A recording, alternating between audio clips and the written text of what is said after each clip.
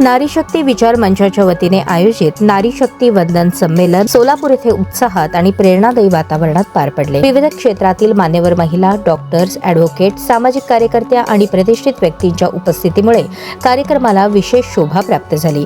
या संमेलनास मध्यचे आमदार देवेंद्र कोठे, सुहासिनी शहा, डॉक्टर राखी माने, सुरेखा बावी, भारतीय जनता पक्षाच्या रोहिणीताई तडवळकर यांची प्रमुख उपस्थिती होती। कार्यक्रमात प्रमुख वक्ते म्हणून चंद्रिका चव्हाण आणि शोभा बोल्ली यांनी महिलांच्या सशक्तीकरणावर प्रभावी विचार मांडले।